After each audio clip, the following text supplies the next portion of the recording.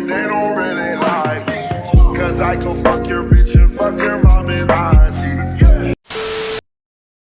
These artists' careers were never the same after one incident, whether it was from their own terrible decisions or a minor misstep that got blown out of proportion. Today we are going to discuss them all, starting with Macklemore, who leaked a text message that made everyone question what they thought they knew about him. In 2012 and 2013, you could not go anywhere without hearing the song Thrift Shop. Macklemore was ass. Thrift Shop was ass. $20 and had suburban moms dancing overplayed to ass song. Saxophone. This song spent 6 weeks at #1 on the Billboard Hot 100. Mac had one shit was wonder mad written corny all over him. He carried the most stereotypical white rapper image that is perceived as corny by hip-hop culture, but he proved everyone wrong with his second hit, Can't Hold Us, which spent 5 weeks at the #1 spot. This track was definitely more of a standard pop track, but 2 Billboard #1s in his first year as a mainstream artist stamped that he was a force to be reckoned with. However, it was all about to come crashing down, as Macklemore would suffer from success. At the 2014 annual Grammy Awards, Macklemore was nominated in 7 categories, the biggest and most prestigious being Best Rap Album and Best Rap Song. After winning Best Rap Performance and Best New Artist, people were happy to see him win 2 Grammys. Nominated for Best Rap Song up against Drake, Kanye West, Jay-Z, it seemed unlikely Macklemore would win, but Thrift Shop was in fact the winner of Best Rap Song, bullshit, dog, securing him his 3rd Grammy of the night. But what would come next would shock the world. Up against Drake's Nothing Was the Same, Jay-Z's Magna Carta, Kendrick Lamar's Good Kid Mad City, and Kanye West's Yeezus, Macklemore had absolutely no chance of winning. Everyone was betting on Kendrick since he without a doubt had the best album of the bunch, but wouldn't be entirely surprised if it went to the other nominees. The hip-hop community was floored when Macklemore and Ryan Lewis's The Heist won Best Rap Album of the Year. Fucking The Heist dog be a more fitting name for this absolute robbery.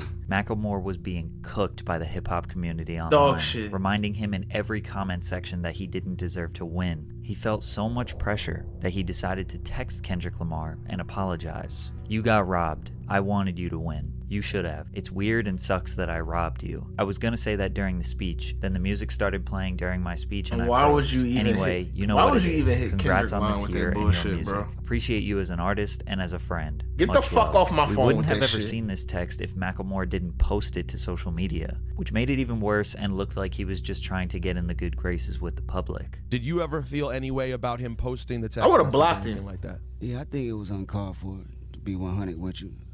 When he said it's fucking it to me, stupid. Okay, you know, I could see him feeling that type of way because he a good dude.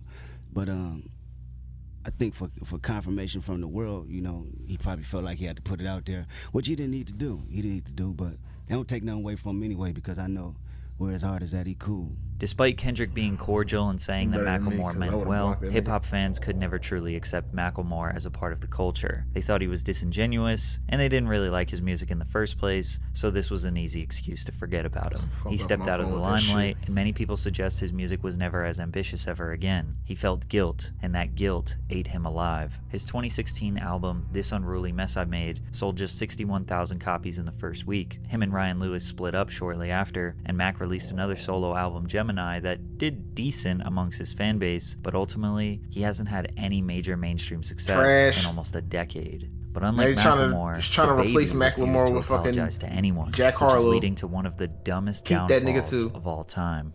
Baby exploded onto the mainstream rap scene in 2019 with his hit song Should. Yo, the Baby had the hardest fall off in fucking In a world of repetitive history. Melodic trap, the Baby felt fresh and exciting, providing us with bouncy and fun bangers. He dominated for the next 2 years, constantly having multiple singles on the Billboard Hot 100, and he was in regular rotation on the radio. His track Rockstar with Roddy Ricch was the #1 song for 7 weeks straight, a very tough thing to do as a hip-hop artist. But DaBaby was always known for having a bold personality. He was the type to say whatever he wanted, and if you had a problem, he was more than willing to handle it. He even killed a guy in Walmart. Don't worry, it was self-defense. Well, in July of 2021, on the stage at Rolling Loud, his loose lips got him in major trouble. Maybe some that he can't recover from. You didn't show up today with HIV, AIDS, any of them deadly sexually transmitted diseases. Why did he even say that though? Cell phone lighting it up.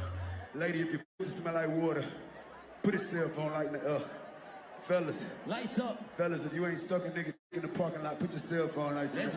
Completely unprovoked and for no reason at all, the baby was thinking about gay men and what they do in their free time. Like, what the while fuck? he That on was stage so random. performing. Bro, He it was referred just to so people with AIDS random. as dirty and will likely die soon from the illness. Both statements are categorically and factually untrue. The clip was shared onto the internet and sent millions of people into an uproar. DaBaby addressed this on his Instagram and clarified his message.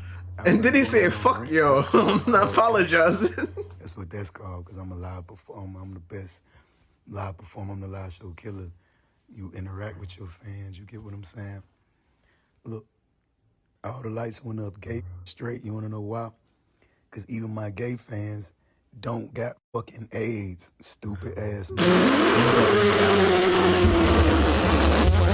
As he clearly was very uneducated on the AIDS disease and the unfair stigmas that come with it. And although he eventually issued an apology addressing the LGBTQ community, he had made countless contradictory statements after. He tried to profit off the controversy in music videos and even kind of redacted his own apology.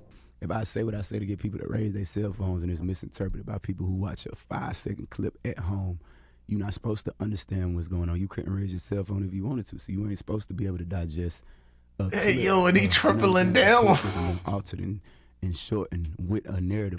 Yo, and he tripling down. From here, he got kicked off every major festival in 2021 that he was supposed to perform at. And even when he did perform, he was booed and had garbage thrown at him. A-list celebrities and fellow collaborators came against him. But the controversy continued. He got into fights, tormented and broke down the mother of his child on Instagram, tried to kiss one of his fans without consent. DaBaby was not trying to save face. Fucking He L just kept after saying, L "I'm sorry for after being mean." L His after ticket sales L plummeted, after which resorted L to him after offering buy L one, get after one free L. deals to fill out the venue. Buy one, get report one alleged that free. He only sold 500 tickets to a venue that holds 14,000 people, and he claims to have lost $30 million because of the controversy. Like what were the a L's week or two after, $30 million, $30 million that I would have had before the ball dropped 2021. So this happened rolling out with July.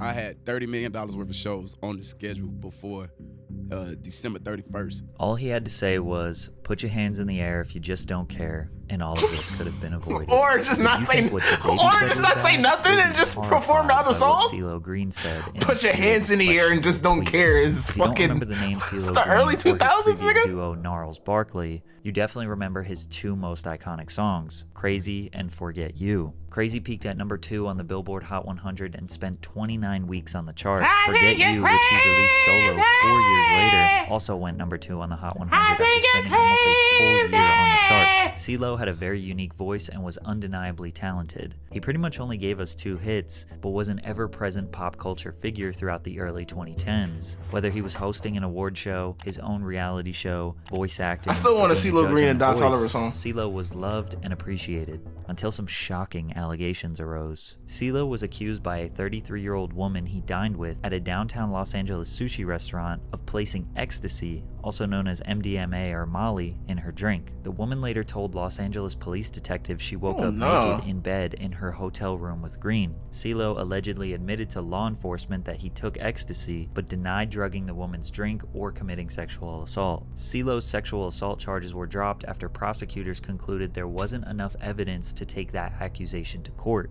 but he was found guilty on drug charges, which landed him 3 years probation. But it wasn't the nature of the charges that ruined his career, it's what he said on Twitter after the case. After being criticized by people in public tweets, he decided to respond. "Women who have really been R-worded, remember, but point taken. So if I tried but did not succeed, but the person said I did, then what really happened? When someone breaks in a home, there is broken glass. Where is your plausible proof anyone was R-worded? If someone passed out, they're not even with you consciously. So with implies consent." Hard to see what point he was trying to make here, but the blogs were not holding back. CeeLo, it's not rape if you forget. CeeLo Green, it isn't rape if the victim is unconscious. After these tweets, his reputation was destroyed. He lost all of his live performance bookings, he quit The Voice to avoid being fired, his TV show was canceled, and he basically disappeared from the pop culture zeitgeist, pretty much surviving off royalties and small What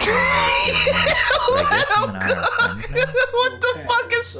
What the fuck? I'm assuming that your friends. My friends do call me What are you talking about? So. What was he? He probably was off ecstasy when he tweeted that shit. Your friends.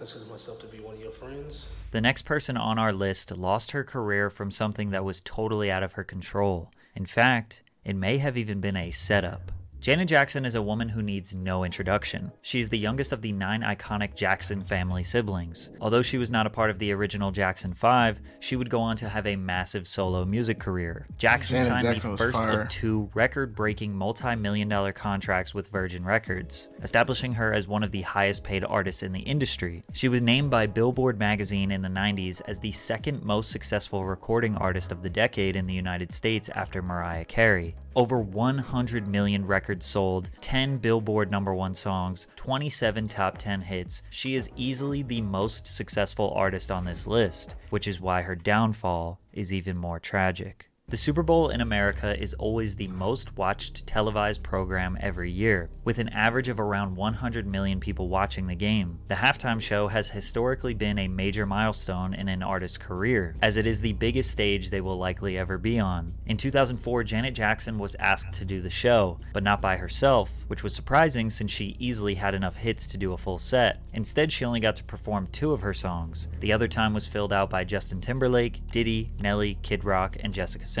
The very last song of the performance was Justin's hit song, Rock Your Body, in which Janet assisted him. The two met at the center of the stage to pose for the grand finale. Justin reaches across Janet's body and pulls off the chest piece of her costume, exposing her breast to 90 million people. The wardrobe malfunction is considered the biggest controversy in televised history.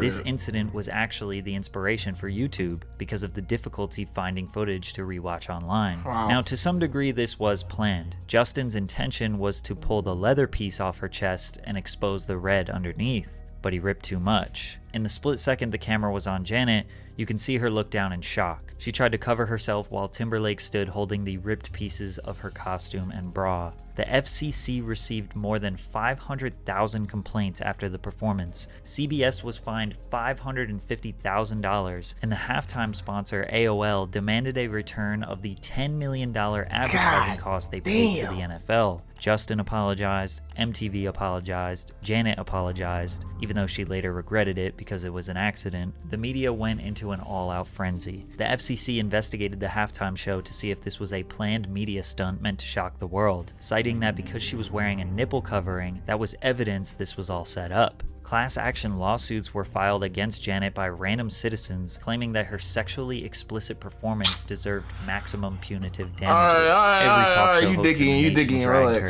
Viacom had to pay out $3.5 million to settle various indecency complaints, so they went and banned all radio and TV stations that they owned from playing any of Janet Jackson's music. Janet was blackballed from the music industry over an accident, and Justin was not punished at all, even though it was definitely his fault. Like, literally at all. Her punishment was unfair and likely due to her gender and race. Her career after that wasn't totally dismantled. She did have a #1 album, a Grammy nomination, some light Billboard presence, but this incident lingered like a dark cloud over her head for many years, and slowly she faded out of the mainstream. I am one of those women who have been gagged, both literally and emotionally, women who have been abused, women who have been intimidated, women who have lived in fear. I stand with you. You are my sisters. However, today, most people can all agree that this was just an overreaction, and she is still highly regarded as one of the most iconic pop stars of all time. Overreacting to small mistakes seemed to be common in the early 2000s, because this next artist's career was destroyed by something so small, it's almost unbelievable. Ashley Simpson was the younger sister of the already famous pop star Jessica Simpson, who was a multi-platinum Billboard charting recording artist. She also had her own MTV show. Newlyweds, Nick and Jessica was one of the most popular programs on the network. MTV wanted to capitalize on the Simpson sisters' newfound fame and gave Ashley her own series called The Ashley Simpson Show. The series ran for 2 seasons and aired every week on MTV directly after Jessica's show. Viewers who were invested in Jess were introduced to Ashley immediately after. Ashley Ashley was desperate to not live in the shadows of her sister. She dyed her naturally blonde hair brown and built a pop-punk image to complement her pop-rock music. Her album's lead single, Pieces of Me, became an instant hit in the United States. The song peaked at number 5 on the US Billboard Hot 100 and sold over 500,000 copies nationwide. Ashley's debut album was released soon after, with an estimated 398,000 copies sold in its first week. Worldwide, the album sold more than 5 million copies. She had a bigger debut than her sister, but her career ended just before it took off. Saturday Night Live, 2004. Ashley Simpson was set to perform her single Pieces of Me when this happened. On a Monday, I am waiting. Tuesday, I am fading.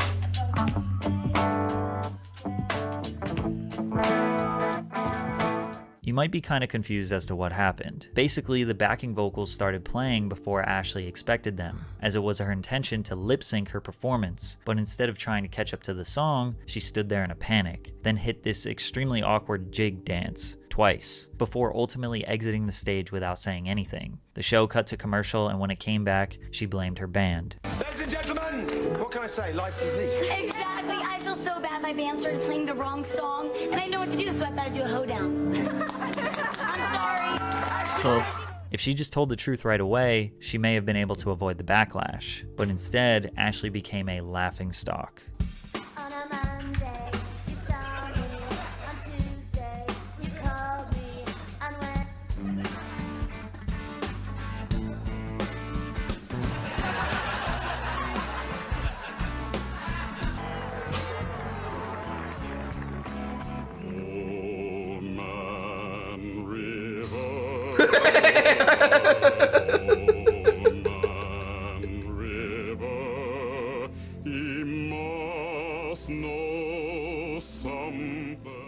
Even news anchors poked fun at her. Sister's performance on Saturday Night Live was, well, out of sync, you could say.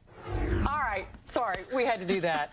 It was just our own little lip-syncing adventure. We were mocking her. At just 19, she was publicly ridiculed by the world. And this is all especially ridiculous considering today's standards are much lower. It almost feels like lip syncing isn't even a real thing anymore. Half of my favorite artists at their live shows just let the song play, jump around, and yell random ad libs. Even though Ashley was a decent performer, and she did have an opportunity a Playboy Cardi show, he don't even say his lyrics at all. Nobody wanted to give her a second chance. It was too much fun to make jokes and boo her off stage.